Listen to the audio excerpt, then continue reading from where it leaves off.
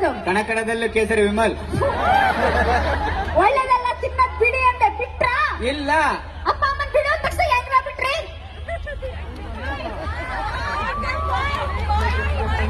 ಅಲ್ವಾ ಅಕ್ಕ ಸಿಗರೇಟ್ ಸೇದೋದ್ ಬಿಡು ಅನ್ನೋದನ್ನ ಗೇಟ್ ಹತ್ರ ನಿಂತ್ಕೊಂಡ್ ಹೇಳ್ತೀರಾ? ಹ್ಞೂ 4 ಜನ ಗೊತ್ತಾಗಬೇಕು ಕಣಕ. ಅದೇ ಎಣ್ಣೆ ಹೊಡೆಯೋದ್ ಬಿಡು ಅನ್ನೋದು ಇಡೀ ಫ್ಯಾಮಿಲಿ ಅವ್ರನ್ನೆಲ್ಲ ನನ್ ಗಂಡ 3 ಹೊತ್ತು ಕುಡಿತಾನೆ ಅಂತ ಹೇಳ್ತೀರಾ? ಹ್ಞೂ ಅಕ್ಕ ಅವ್ರಿಗೂ ಗೊತ್ತಾಗಬೇಕು. ಆದ್ರೆ ಅಪ್ಪ ಅಮ್ಮನ್ ಬಿಡಿ ಅನ್ನೋದ್ ಯಾಕೆ ಬೆಡ್ರೂಮ್ ಅಲ್ಲಿ ಹೇಳ್ತೀರಾ?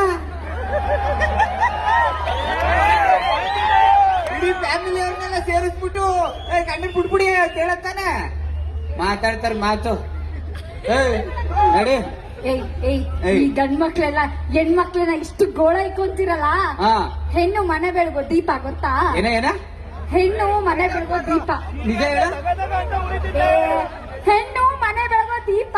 ಅಪ್ಪಣ ಎಲ್ಲ ಅಪ್ಪಣ ಇಲ್ಲ ಅಪ್ಪಣ ಇಲ್ಲ ಪಟ್ಟದ ಅಪ್ಪಣ ಎಲ್ಲಿಡಿ ಅಪ್ಪಣ ಅಪ್ಪಣ ಬೆಳಗ್ಗೆ ಬೆಳಗು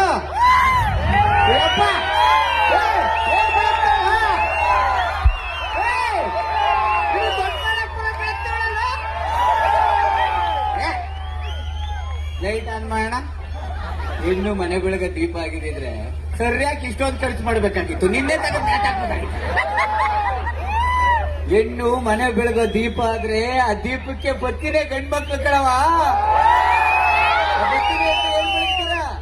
ಆಕ್ಚುಲಿ ತಂದೆ ಆದವನು ಗ್ರೇಟು ಅಂತ ಹೇಳ್ತೀನಿ.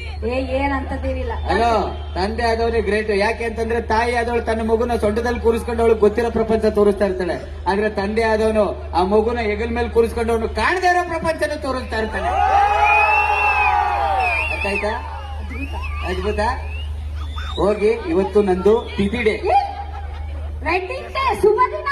ಅದೇ ನಂಗೆ ತಿಥಿ ಡೇ. ಪೈಸಾ ಮಾಡು. ಹೌದಾ? ಒಡೆನೂ ಮಾಡ್ತೀನಿ. ಒಡೆ ಪೈಸೆ 2 ಮಾಡ್ತೀಯಾ? ಹೌದು. ಹಂಗಾದ್ರೆ ನಿಮ್ಮ ಅಪ್ಪ ಅಮ್ಮನ್ ಬರಕ್ ಹೇಳ್ಬಿಡು. ಅವ್ರು ಯಾಕಮ್ಮ ತಿಥಿ ಒಡೆ ತಿನ್ನಕ್